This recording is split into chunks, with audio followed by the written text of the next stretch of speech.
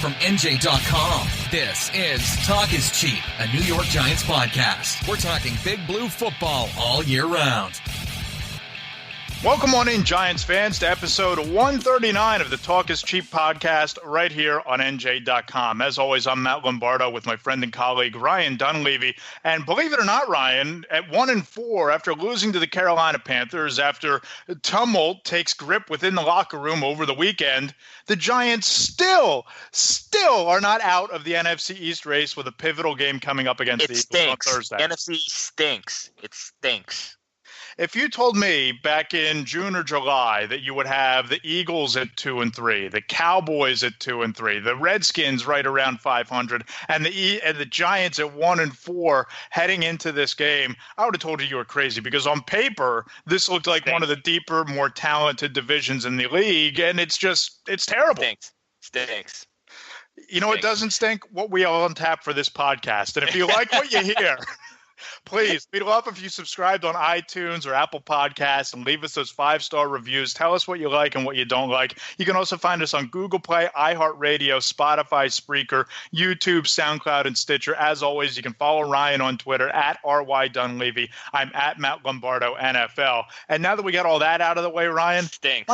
My head is still spinning from over the weekend and everything that took place from about 11 a.m. on Sunday until we finally walked out of Bank of America Stadium at about 8 o'clock at night. And you have the star wide receiver in an ESPN interview with Lil Wayne sitting next to him. Lil Wayne, yeah.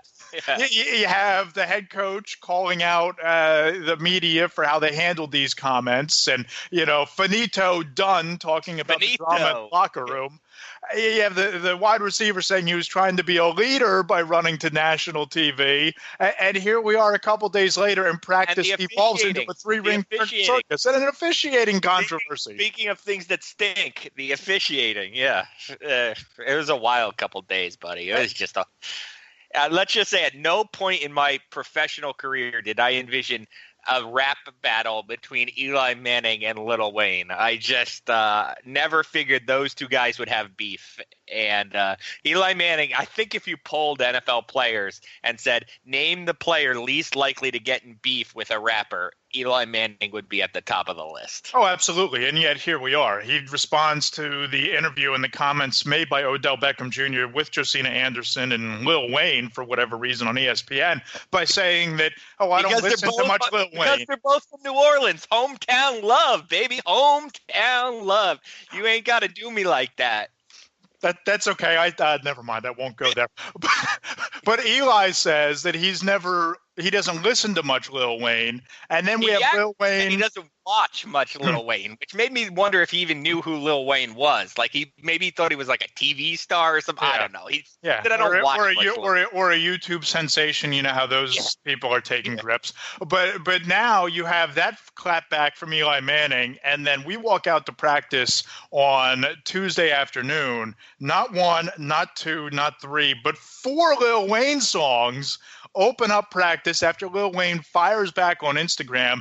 Ryan, let's just go back to the very beginning of all of this and these comments that were made by Odell Beckham Jr. that sparked this entire fiasco that seems to be growing by the day.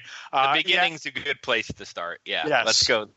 Yes, in an interview with Josina Anderson on ESPN, sitting next to Lil Wayne, Odell Beckham Jr. wouldn't even say that he's happy playing in New York, that he loves the sunshine of L.A. He was asked point blank if the Giants have a quarterback problem, and he goes, I don't know. And he basically said that he's being held back, and he's had to make all kinds of personal sacrifices over the past 6 months. Where do we begin to unpack this, and how did we get from all of this criticism publicly to Odell Beckham Jr. calling himself a leader in the locker room less than 24 hours later? Okay, so let's be clear on one thing. The perception of this outside the Giants and what the perception appears to be inside the Giants is very different. Media, including you and I, do not agree with how Odell Beckham handled himself. There seems to be some truth in what he said, but Correct. the way he went about it is not the way a leader goes about anything. The Giants seem to be okay with it, even though Pat Shurmur was livid. He seems to think it's over, done with, handled. teammates either have pled that they didn't hear the comments, they purposely avoided them, or that Odell Beckham's words to the team. No one has said the word apology, really. So I don't know if Odell actually apologized as much as he clarified and explained. Correct. But that seems to have been the take inside the Giants is enough. Odell did enough to tell me what he really meant to say, even if that's not what he actually said. And let me counter that by what the perception is, at least from my standpoint, and you could tell me if you agree with that, Ryan. I don't necessarily have a problem with anything that he said. We all have eyes. We all see the issues with the quarterback position. We all see that the scheme wasn't working. We all saw a pretty listless team in Dallas. We all saw a pretty lackluster and uninspired effort against the Saints. But my problem is the forum in which that message came out. If he wanted to text Pat Shurmur and call a team meeting on Saturday night at the team hotel in Charlotte, by all means, rip into your teammates, give a fiery speech, get it off your chest, hug it out as a team, call a closed-door meeting with only the players. But to run to Josina Anderson on national TV and to criticize your quarterback, criticize your team's heart, criticize your coach's scheme, I have an issue with that. And again, I'm not a player in that locker room, so obviously our opinions are much different. People besides you and me who never played in the NFL had a problem with it. Tony Dungy had a problem with it. Rodney Harrison had a problem with it. People who have longer NFL resumes than Odell Beckham had a problem with it. Correct. And again, I don't have an issue with what he said. It was the forum in which it was delivered. Yeah, I have a problem with some of what he said. The Eli Manning stuff, okay, we're right. I mean, I don't know that there's been anybody we're at the top of the Giants beat in terms of people who have been critical of Eli Manning's play, okay? Like, we have spelled it out. Eli Manning's had a great career. Neither of us is sure that he has anything left. Correct. But to his credit, he played pretty well. Or he played a typical Eli Manning game, is probably the way to say it, on Sunday, which he hadn't been playing before that. 326 yards, 2 touchdowns, and 2 untimely picks. Yeah, basically threw some interceptions. He's thrown 230 of those in his career, and he almost led an incredible fourth quarter comeback. He's done that plenty of his career. That's Eli Manning in a nutshell. But I have a problem with some of what Odell said, and let's get to that right now, which is you just took $90 million of John Mara and Steve Tish's money, okay? And you signed for 5 more years. And now 6 weeks later, you don't know if you like New York because LA's sunnier. Then go play in LA. I like LA. It's sunny there. I like it. It's nice. Yeah, it's great. It's all. You know what? It's also sunny in San Diego. It's also sunny in Oakland. It's also sunny in Las Vegas. It's also sunny. I love Vegas too. It's also sunny in Dallas and Houston. There's a lot of places it's sunny. Okay. So it's also sunny on that boat trip in Miami that he took before the playoff games. Okay. So there's Lil Wayne has a boat. Yeah, I'm sure Lil Wayne has a boat.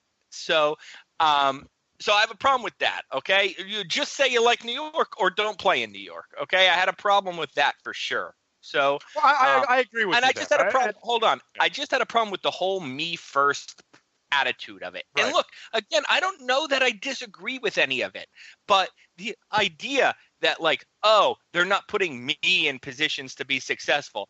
Oh, I don't get as many targets as everybody else that's as good as me. Oh, I'm used to double and triple deeps. It was just such a like, woe is me. I'm amazing. And they're not using me right. I could change the games, but I can't throw the ball to myself kind of moment. And it was just, if that's leadership in today's sports world, we have a real problem. Right. And again, I think that the one issue that I would take umbrage with is the not being happy in New York and having to make, quote unquote, personal sacrifices. They paid you $94 million, over 60 of which is fully guaranteed.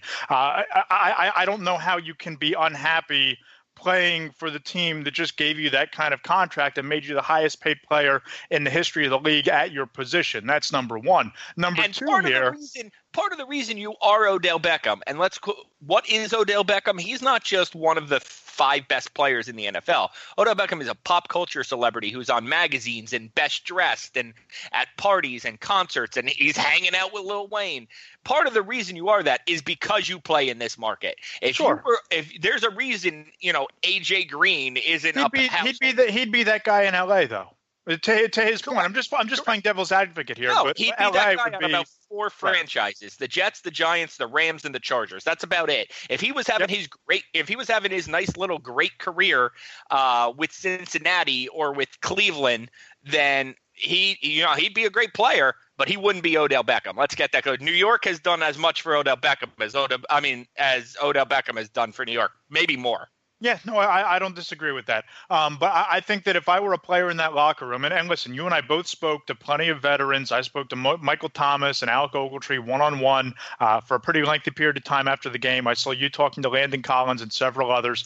The way that message played within the room, I don't know if this is just spin and this is what was told for them to say to the media after the game by the coaching staff or the PR department, but the way that those players spoke, it was that Odell Beckham Jr. spoke to the team on Saturday night before these comments aired, and it was a coming-of-age moment for the team, and they came together and yada, yada.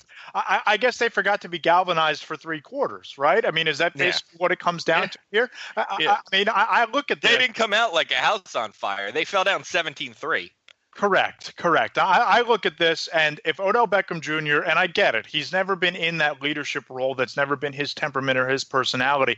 If he's trying to be that guy, I think this was a tactical error and a miscalculation on his part to run to Josina, make those comments on TV, rather than open up to your teammates and do it behind closed doors. Yeah, and we haven't even mentioned the word heart yet. And for all of the Eli Manning stuff, for all of the me first stuff, New York, the thing I had a problem with, at least early on in it, when the first bit of this interview came out, was calling out your teammate's heart. Like, to me, that would have pissed me off. If you said, Rye, I don't know that your heart's in it, I don't know that you're working that hard, I'd want to fight you. So, yeah. I had a real problem with that. Again, doesn't seem like the Giants did. Seems like, Odell really meant energy or enthusiasm when he said heart, but he should know the difference between those 2 words. So, that, to me, I thought was a big deal. That's kind of got glossed over. It doesn't seem like the Giants are too wrapped up in it. But to me, let's not forget that part of the interview either. Right. Then you fast forward to Tuesday, and everybody's talking about how this team took a major step forward. Everybody's talking about how they came together against the Panthers, that there was a lot of improvement in that game. And honestly, you scored 31 points for the first time since what, 2016? 2015? When Pat Shurmur was the Eagles head coach on the other sideline for interim after Chip Kelly got fired. That's the last time. That's how long ago it was. Yep. So you have those incremental steps forward, but you still lost the game. Odell Beckham Jr. Was a direct part of them losing that game when whatever he was thinking in his head when he muffed that punt that the Panthers recovered for a touchdown, when he dropped a critical 4th down pass play, and when he dropped a pass in the end zone. After opening his mouth and criticizing his teammates, Odell Beckham Jr. buried the Giants in a hole that they just weren't good enough to dig themselves out of on Sunday, and here they are at 1-4. Yeah, the way I would describe it, and I said this to one of our other colleagues, and I'll say it now on this podcast, and I think I said it on the radio too yesterday. The Giants are the loosest 1-4 team I've ever been around. Yeah, but hold on. You've covered Rutgers, so you've seen your fair share of 1-4 teams, right? A dagger, an absolute dagger. That belongs on the. Let's make sure that makes its way to the Scarlet, whatever the Rebuilding Rutgers podcast that I think they're trying to rename. Let's make sure that makes it over. That's a dagger from a Penn State fan right there. So. But what I was trying to say is, I don't like Sterling Shepard regretted what he did, beating up a trash can and aluminum bench yesterday, and handled his words as good as I've ever heard anybody handle what was a mini controversy. Sure, really owned it, explained it, said it won't happen again. But he was in a great mood. Guys all around the locker room were in great moods. We got to build off this. We got to take another step forward.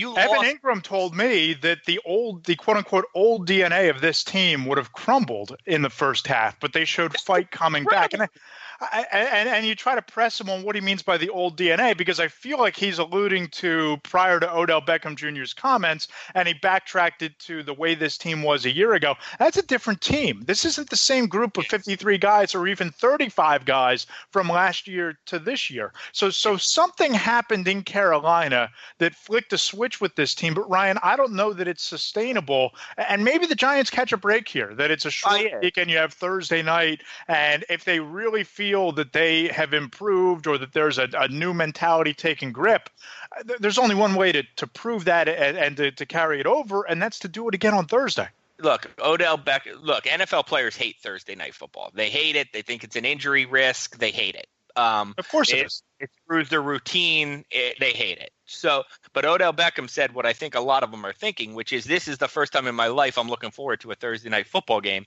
because, one, they feel like they have a little bit of momentum, and two, they want to get the taste out of their mouth of it losing on a 63-yard field goal. So you're right. They might catch a little break here by playing on Thursday. Maybe the Eagles are a little more wallowing in Thursday night than the Giants are. And the Eagles are not impressive so far either. So maybe and they're banged up. And they're very banged up.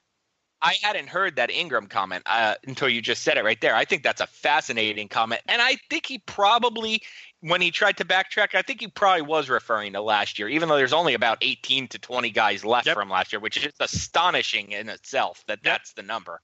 Yeah. But I think he probably was talking about last year. And it reminded me of something I wanted to say earlier in this podcast, which is kudos to Pat Shurmur. I've been critical of Pat Shurmur. I was critical of him last week because I thought he didn't handle it right. I thought he poo-pooed it, for lack of a better term. I thought Ben McAdoo, one of Ben McAdoo's biggest problems was he was an Odell Beckham enabler.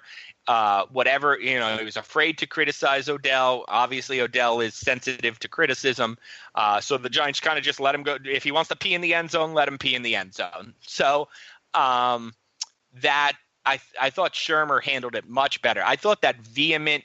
If the Giants actually do something in this season, I'm going to look back at that vehement Pat Shurmur press conference after the game where he was fiery and defiant about the officials, about Beckham, about pretty much everything, where he said, it was a bit of a turning point. That's what I'm going to – I mean, look, for a press conference to be a turning point, I don't even know how many players saw it. But for me, that's going to be where my impression of this Giants team changes. Where I saw Shurmur go from – just a robotic, run-of-the-mill NFL head coach. All these guys get up there and say the same stuff, to a guy who actually had some personality, who showed some fire, who said, if I go, the Giants aren't going to go down where, like Ben McAdoo went down, where my key card stops working. Pat Shurmur owned the team. He said, this is my team. And he said, this is how he sees it. And whether I agree with him or not doesn't really matter. I just cared that he showed some personality. They showed some fight with his back up against the wall. The Giants' backs are against the wall, and Pat Shurmur is going to go down swinging. And I thought that was really impressive. I thought whether he made Beckham apologize or Beckham came to him, it really doesn't really matter. Point is, Beckham knew this head coach wasn't going to be happy, unlike his last head coach. Correct. And to borrow the very tired political cliche, I thought that Pat Shurmur became the head coach of the Giants on Sunday in that press conference. He came out, didn't mince words about the officiating, wasn't going to stand for the narrative that they quote-unquote scored too quickly on the Saquon Barkley screen pass touchdown in the fourth quarter with, I believe, a minute 20 left. Defended the way that the Odell Beckham comments were handled and tried to diffuse that situation the best that he could. I thought he struck all the right chords, and I thought that there were at times that in the NFL, coaches speak to their players through the media, and especially the comments about Beckham and the fact that he was not going to stand for the way that those comments were being portrayed and didn't want the controversy to be drawn out. I thought that he was speaking to Odell and the team as much as he was speaking to us in that moment. Yeah. So anyway, keep Pat Shurmur's name out your mouth. So okay, Lil Wayne. that should bring us back to Eli Manning, right? Because we didn't really get to dive into this. Correct. And you were with Eli Manning on Tuesday. I was traveling back from Charlotte. But my takeaway is Monday, rather. I thought that he tried his best to sidestep the comments made by Odell Beckham Jr., which, by the way, Odell didn't seem all warm and fuzzy about the quote unquote meetings that he had with Eli Manning before and after those comments aired. And there was certainly with Eli, his shoulders seemed up a little bit on Friday before the game after the first interview clip emerged where Odell basically said, why aren't we trying to throw the ball 20 yards downfield? And it seemed like by Monday, at least my interpretation of reading the transcript and seeing the video, that Eli was in no mood to entertain some of the things that Odell had said about him. That's true, but I pressed him on it. Look, Eli is a master disarmer, and people have criticized Eli Manning since Odell Beckham was in junior high school. So Eli Manning knows how to bounce back from criticism.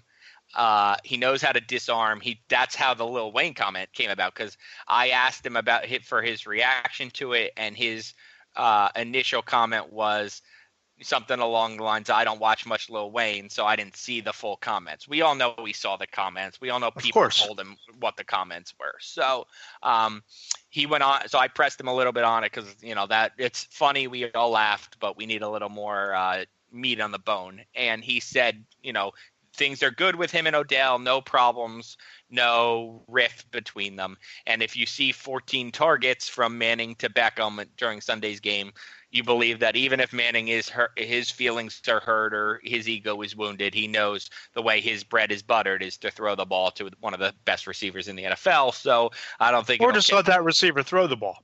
Yes. I don't know if Beckham will be over the Manning family for his house for any picnics, but I think what all Giants fans care is how they connect on Sundays or Thursdays or Mondays, and I don't think you're going to see any kind of problem there. Yep, no, I don't disagree. I just thought that it was kind of wild that you walk out to practice on Tuesday afternoon and practice opens up with not one, not two, not three, but 4 straight Lil Wayne songs. I'm a go-getter, The Mob, Never Recover, and Uproar, I believe. Yes, those were the 4. Yes, I believe those were the 4, according to our colleague Pat Leonard at the Daily News. I think he might be more of a Lil Wayne fan than either you or I. So correct. And he was out there using the Shazam app to get the 4 songs, so we have it's been well covered. What do you make of that? Because that feels Look, social media is wild, right, Matt? Social media is wild. We know that. It's changed the game in media. It's changed the game in sports. That was the wildest of the wild that I have ever seen on Instagram. And if anybody from Instagram is listening, Instagram really needs a rewind feature. I don't understand. It's video. Like, how do you not have a rewind feature? If I miss a word while transcribing this wild diatribe by Lil Wayne, how can I not rewind? How do I have to listen to the full video all over again to see which? And it makes no sense. Anyway, the wildest part was this image that Lil Wayne conjured up of his uncle being in prison doing time, as he said, and looking out the window and seeing Archie Manning, Cooper Manning, Eli Manning, and Peyton Manning running drills in a schoolyard at 5 a.m. I don't know if that's true. I can't possibly see how that's true. I want to know what age the Manning boys were at that time. That's a wild image. Well, we should fly down to Louisiana and try to find the school and try to find the prison and do a photo documentary series on Stop giving our bosses ideas. I'll take a free trip to Louisiana and stop over in New Orleans. I'm all right with that. Then my point is and let's call it what it is. That looked like a blunt in I can't say it was a blunt, but that looked like a blunt in Lil Wayne's hand. So we're talking about a guy ripping the Giants quarterback, backing Josina Anderson, backing Odell Beckham, ripping sports writers, ripping the media, and he's holding what looks like a blunt that's actually smoking. There's smoke coming out of it in the video. I mean, that is a wild thing for a sports writer to have to cover.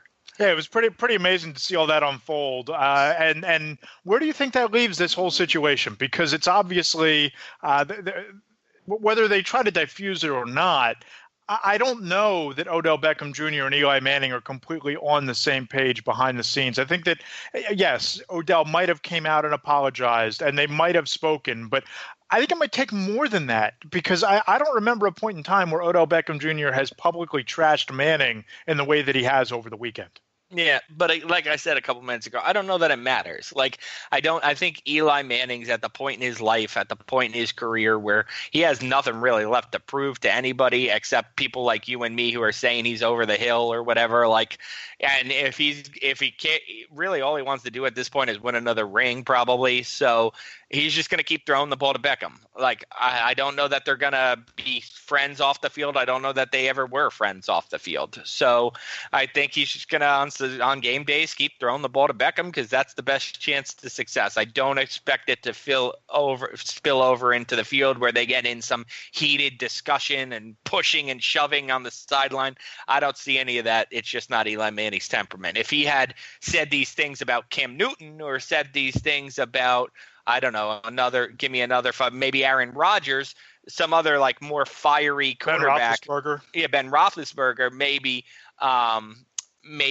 there'd be more of a chance of a gripe. But Eli Manning is the kind of guy I just water off his back. So let's spin this forward to Thursday night then, because this is a team that, to borrow the term used in the locker room, used by Pat Shurmur, they appear to be quote-unquote galvanized. As you pointed out, you feel like they're loose going into this game, even though that they're 1-4 and they've lost 2 consecutive games. It's a must-win contest in the division. They're only a game and a half out of first place.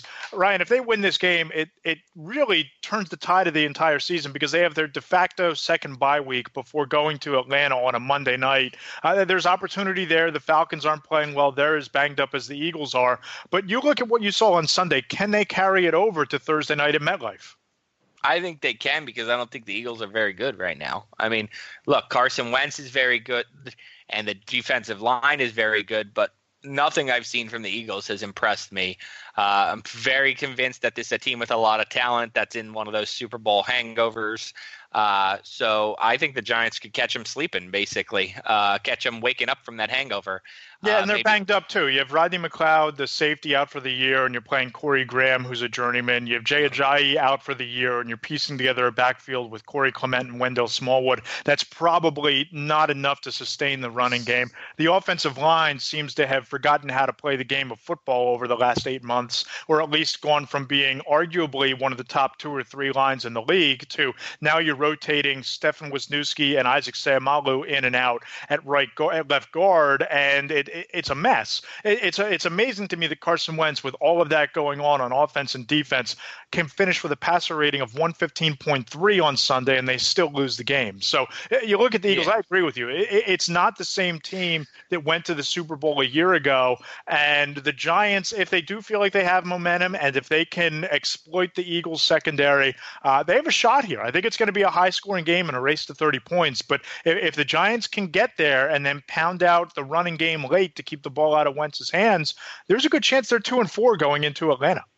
The Giants just have to do what they did against the Panthers, no matter what defense the Eagles play. And you probably know the Eagles' defensive schemes much better than I do. But no matter what they play, the Giants have to dictate to them the way they dictated to the Panthers. Like, doesn't really matter what you're going to play. We're going to throw passes. We're going to throw 20-yard passes to Odell Beckham.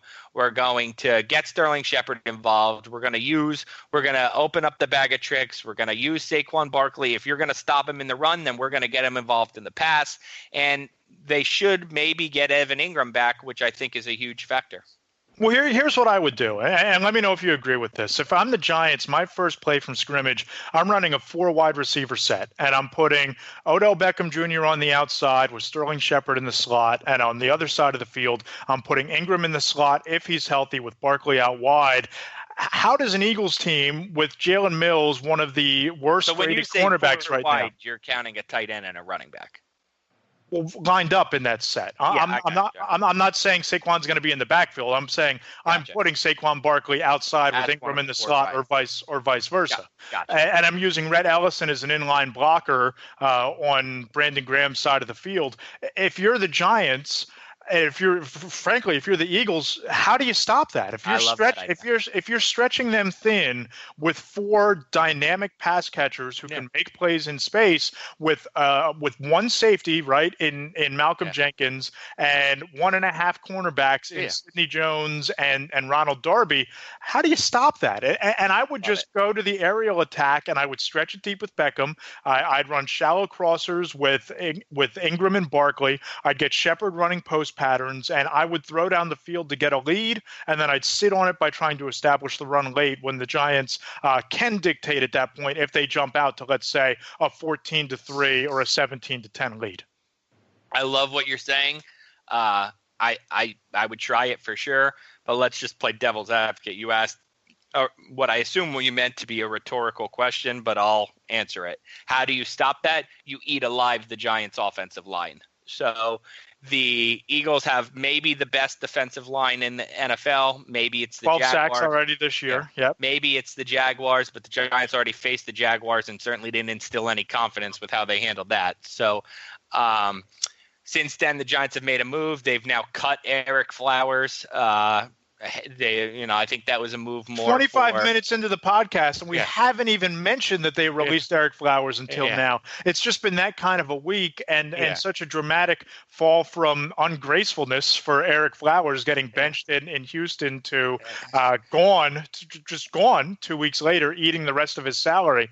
It's amazing to me how quickly that happened, and we can get into that on another pod. But I look at keeping Manning upright, that's obviously priority one. That's But I don't know that this Giants offensive line, and you watch Patrick Omame, he was just an abject disaster against the Panthers in run blocking. I don't know that you win that battle up front in the run game, which is why I think you have to throw your way to a lead early on. Yeah, I don't know that they can win it in the pass game either. That's the problem. That's why it's risky to pick the Giants in this game, because I don't know that they can handle it in either regard. Nate Solder, who, to his credit, it will always do an interview, is one of the leaders, is a true captain, but is groomed by the Patriots and Bill Belichick, so never says anything of note, said that each one of the Eagles' defensive linemen is near the best in the NFL at their position. I'd agree. I'd agree. I think that Fletcher Cox is probably the second or third best defensive tackle in the league. I think Brandon Graham, after his second half last year, is probably a top 5 defensive end in the league. And Derek Barnett, a rookie a year ago, made a pivotal play, recovered a fumble in the Super Bowl against Tom Brady, and he has 2.5 sacks already this year. So I agree with that assessment. We're not talking about DeMarcus Lawrence and a bunch of guys, or J.J. Watt and a bunch of guys. This is a unit, Yep, no doubt about it. But if we go into the key matchups, the first one that jumps out to me, Odell Beckham against Jalen Mills. And you look at Beckham so far, 39 receptions, 462 yards, 1 touchdown catch. Mills, on the other hand, the 99th rated cornerback in the NFL by Pro Football Focus. The Eagles are going to be forced to give Mills some help over the top, whether it's Graham or you leave Malcolm Jenkins out in a center field position rather than dropping him into the slot like they prefer to do. If they isolate Beckham one-on-one against Mills, it's going to be a long night for that Eagles secondary. Yeah, I think Mills is pretty susceptible to double moves. Beckham loves double moves. So I don't like that matchup for the Eagles at all. You know better than I do. Would they switch Darby onto him? Would they switch another corner onto Beckham? If that's your plan, Mills versus Beckham with somebody over the top, that could be a double team that Beckham wins. Yeah. So that could be a slant over the middle, 60 yards to the house. I don't like that plan at all. But Malcolm Jenkins listen, I covered in high school when he was at Piscataway High School. One of my favorite players to cover in the NFL. One of the most accessible people and great guys that I've ever seen in a locker room. He's the kind of guy who could get in Beckham's head too, because he's a pretty big trash talker. I have a great. You gotta save me 30 seconds. If we run over, I apologize to our producer. If we run over on this, or to your wife, if you have to run somewhere after this, I got a quick 1 minute Malcolm Jenkins story I got to tell. So hit me with it. I'm covering a Piscataway Franklin high school football game one year, and it's probably mid 2000s, and it's a Thanksgiving Day game, and there's this turkey bowl. Yeah, there's this guy on the Piscataway sideline talking tons of trash to these like 16-year-old cornerbacks at Franklin High School, and I'm like, what is going on here? Like, who is this guy? Is this a coach? Is this a who is this guy? Who's this guy who's like in his late teens, early 20s, talking trash to these poor guys on Franklin High School? And then I come to figure out it's Malcolm Jenkins, the Piscataway alumni who at the time was at Ohio State. Yep. Won the Thorpe Award as the best defensive back in all of college football. Relentlessly trash talking these these kids who probably now are like gym teachers and accountants, just Malcolm Jenkins just relentless on them. So now that he's become one of the biggest trash talkers in the NFL, I've never kind of forgot that story of like, that's how competitive Malcolm Jenkins is. That's how much he tries to get in your psyche, that he wasn't just an alum back at his high school alma mater's Thanksgiving Day football game. He was trying to have an impact on the game. Yeah, that's terrific. That really sums him up as well. Another matchup, and this is one that I kind of like for the Eagles, and we tried to talk about this yesterday. Zach Ertz. I don't know what the Giants' answer is for Zach Ertz in coverage. He's in the midst of one of the best starts to a season by a tight end in league history. 41 receptions, 437 yards, and a touchdown. He leads the league among tight ends in catches, yards, average yards per game. The Eagles funnel a lot of their passing game through Ertz, especially with Alshon Jeffrey and the attention that he commands over the top. I think the Giants might have to bring Ray Armstrong back onto the field because he's probably one of their better coverage linebackers, but I don't know, outside of dedicating a safety towards covering Ertz, which you're going to have to give help over the top for Beckham against either Darby or Mills. I don't know what the Giants' answer is to take away Zach Ertz or limit his damage in the passing game. Yeah, I agree. I was trying, when you asked me yesterday, who do I think covers him? I guess it's Ray Armstrong, but Ray Armstrong was even benched at the end of the last game. I don't really know who the Giants' best option is as a linebacker to cover. Maybe it's Landon Collins as a safety. I think Ertz wins this matchup hands down. I was actually trying to think who is the best tight end the Giants have faced so far. And for a defense that has struggled with tight ends in the past, I mean, they were atrocious covering tight ends last year. They haven't really been tested by that position. Correct. Austin Seferian Jenkins from the Jaguars. That might be the best one they faced. So, yeah, this is the Giants have faced a lot of dual threat quarterbacks. They faced a lot of running backs who can catch the ball. They have not faced a great tight end. So this is a great test for them. It's a big test, and I don't know how well it's going to go. Alshon Jeffrey against Janoris Jenkins. Here you have strength on strength. Alshon Jeffrey is a top 10 corner in the wide receiver in the league. Jenkins is a top 10 cornerback in the league, maybe better than that.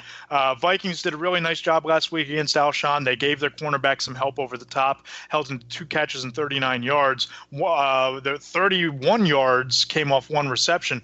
And then you look the previous week in his first game back from a shoulder injury, he had 8 catches for 105 yards and a score. So the Giants are going to have to look at what Minnesota did and replicate it. But I think that, Ryan, this is going to come down to Jenkins winning his matchup and not letting Jeffrey get behind him. Yeah, look, I think these are two of the more underrated guys at their position in the NFL. I think Jeffrey doesn't get enough credit for being a good receiver, a playmaker. Jenkins doesn't get enough credit for being a shutdown corner.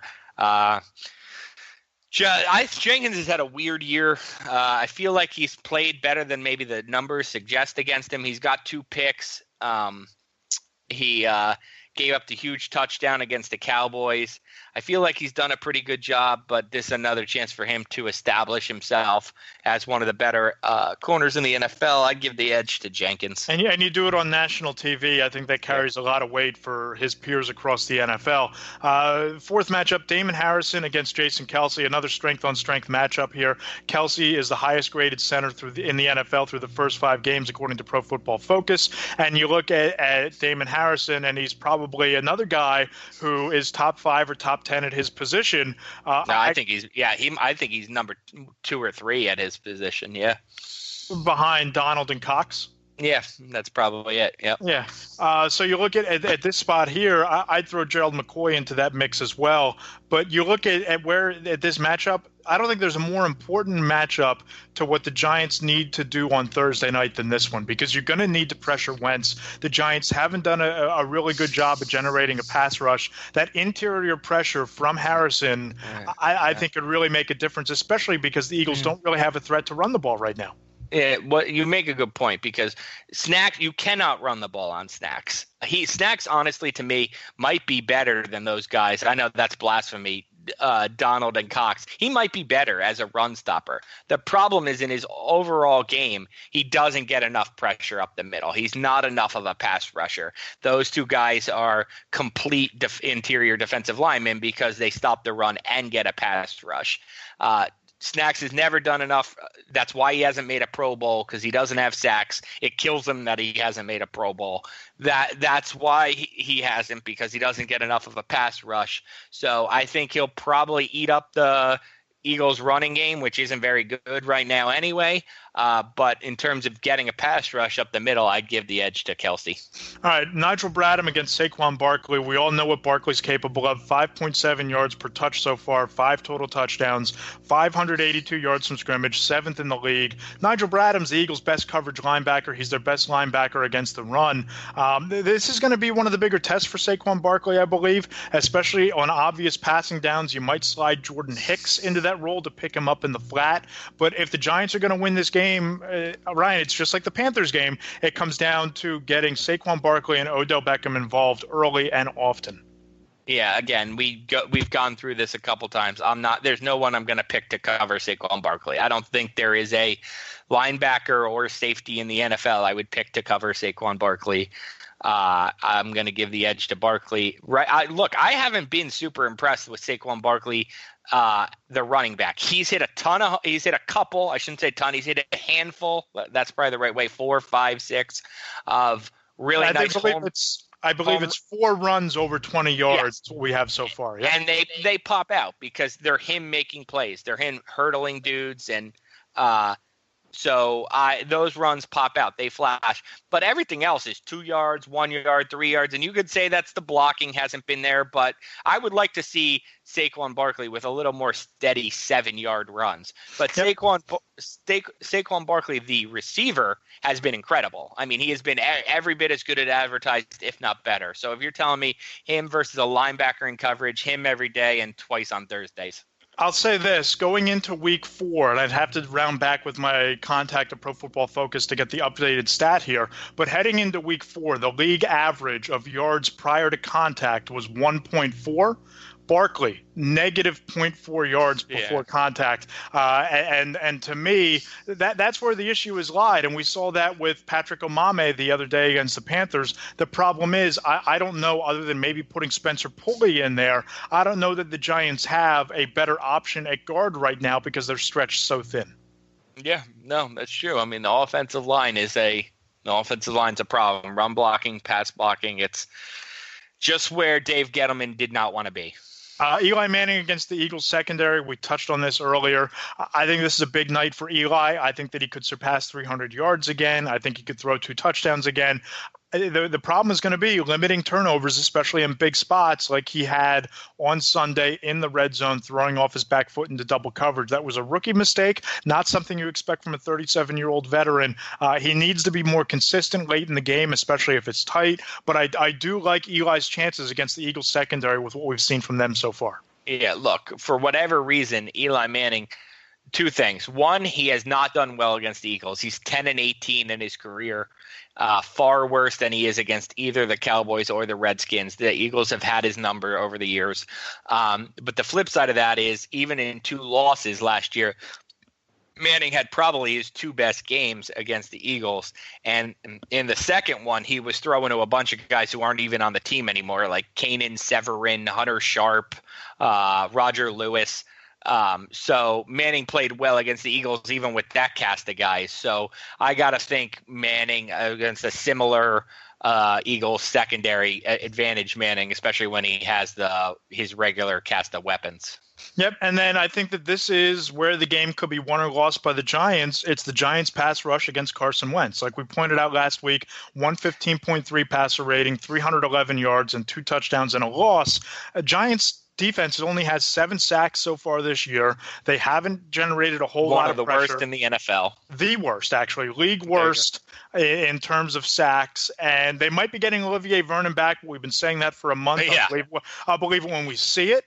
Yeah, they might be getting Olivier Vernon back, just like the Giants might be able to trade Eric Flowers, or I might be able to win the lottery. I'll believe Olivier Vernon is back when I see Olivier Vernon on the field. And this is why I was so hesitant. And look, we're going to get to our score predictions. You know what, though? I just said that, and I got to point something out. I don't mean to interrupt you, but I just said that because I doubt, because every week it's the same story. He practices in the middle of the week, then he's sore afterwards, and he can't quite make it. That's not me questioning Olivier Vernon. A lot of Giants fans have questioned, it's only a high ankle sprain. How are you not gutting it out? And Pat Shurmur was quick to address that. I don't even know how he was aware of that. Maybe he's on Twitter. He said, let's be clear about one thing. Olivier Vernon wants to play. He is trying to play. And I've had a high ankle sprain. I've never tried to play football on a high ankle sprain. I can't imagine how painful that is. That isn't just rolling your ankle, folks. A high ankle sprain in sports can really keep you out. Can keep you out. I'm not criticizing Olivier Vernon. I'm not saying you are, and I'm not. But there are Giants fans out there who are, and we are not agreeing with you. Is my point. We are not saying Olivier Vernon is soft or whatever. We're just saying I'll believe he's out there when he's out there because we've seen him practice, and then it doesn't necessarily lead to playing. So I'm done buying into that narrative. Right, and I think there's a chance that this could be an 8 to 10 week injury, or he could finally be back this week. It's just so unpredictable. High ankle sprains, what you have to go through, and the recovery time, it kind of varies by the severity of the injury, and it impacts you as a pass rusher because of how quickly you have to cut and change direction on that ankle. So again, it's not a criticism of Vernon. I just don't know that this will be the week that he gets back. And this matchup right here, the Giants pass rush against Wentz, I think Wentz could have a big night, and that's why I'm so reluctant to pick the Giants. I felt better about the Giants' chances in this game as the week has gone along and kind of after rewatching the second half of the game against Carolina. But Wentz, to me, is the definition of a game changer at quarterback, and I think the Giants have potentially game-changing players in Beckham, Shepard, Ingram if he's healthy, and certainly Barkley. But I don't know that they have that at the quarterback position right now. And the Eagles, both teams need this game, but I think the Eagles have, they've been to the mountaintop. They know what it takes to get back. I feel like they need this game a little bit more based on what they're trying to do. Interesting. Yeah, in that matchup, I'll take Wentz. I'll take the Eagles' offensive line. Haven't seen nearly enough from the Giants' pass rush. It's been sporadic. If Vernon's out there and he's healthy, then maybe I'm closer to 50-50. But without Vernon, I haven't seen Connor Barwin's been good. Lorenzo Carter's been good, but neither one of them is dragging the quarterback to the ground nearly enough. I'm trying to think who else I did. Kareem Martin, Kerry Wynn. Yeah, they're a half step away or whatever, and I don't expect that to change against this group. Yep, no, I agree. So it's time to make your picks. Who you got? I picked the Giants. I picked the Giants 28-26. I think it'll be one of those games with more touchdowns than field goals. The teams will go back and forth down the field. We saw that this week. I could do without a little bit of the craziness of last week. I don't know that we need a crazy trick play and a punt off somebody's foot. That makes it very hard to write on deadline, folks. So, but I do expect it to be an entertaining football game, not a punt fest like some of the Giants games have been. Giants 28-26 to really shake up the NFC East. Yeah, I've felt better, like I said, about the Giants' chances as the week has gone along. I still think the Eagles are a more complete team at this point, and I think that, again, as I just said, they know what it takes to get to and win a Super Bowl, and this is litmus test time for everybody down there. I just think at this stage of the season, they're a little bit better than the Giants, and I have the Eagles winning this one 27-24. You didn't have PHL in your Twitter handle for no reason, So hey, it's what happens when you cover the Eagles and do talk radio for 6 years. Yeah. I think I just took my parting shot. I'll give mine, and it's not necessarily a shot. I took that earlier at your former beat as well, my friend, so we're even there. I just want to give a shout-out to all of the Giants fans who made the trip to Charlotte. A friend of mine flew down and checked out the game, and I played golf on Saturday afternoon, and as I'm waiting for my Uber leaving the course, 4 guys from North Jersey are hanging out, and Dave said, wait, your voice sounds familiar. Are you Lombardo? Dave listens and subscribes to the podcast, so a shout-out to Dave. We met up at Ballantine Golf Club after our round. It was a beautiful course, but great time meeting those guys. Ryan, I don't know about you, but I thought that was MetLife Stadium South. That was Giants South on Sunday. Kudos to the Giants fans for how well they traveled against the Panthers. And it was a really cool weekend and a really neat vibe around that city. But shout out to Dave and his crew for stepping up and saying hello. Keep Dave's name out your mouth. And with that, he's Ryan Dunleavy. Follow him on Twitter at RY Dunleavy. I'm Matt Lombardo at Matt Lombardo NFL. We'll be back with you on Friday to break down the Eagles-Giants game. Ryan, really looking forward to this one.